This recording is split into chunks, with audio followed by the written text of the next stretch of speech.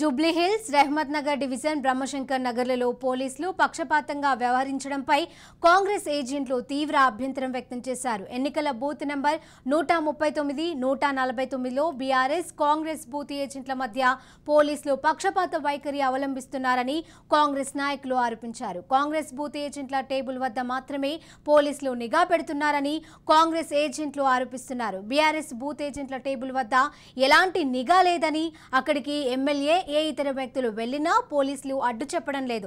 Congress table వద్ద ఇద్దరే ఉండాలి, ఏం చేస్తున్నారు అని ప్రశ్నించడంపైన కాంగ్రెస్ నాయకులు ఆగ్రహం వ్యక్తం చేశారు. ఈ సందర్భంగా కాంగ్రెస్ ఏజెంట్లు పోలీసుల మధ్య వాగ్వాదం చోటు చేసుకోవడంతో కాసేపు ఉద్రిక్త వాతావరణం నెలకొంది.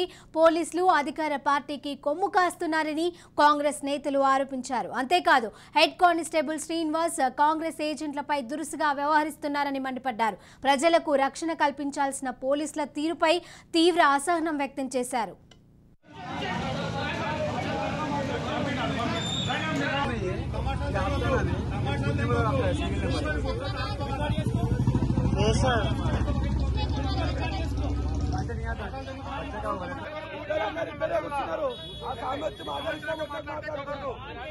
ఆ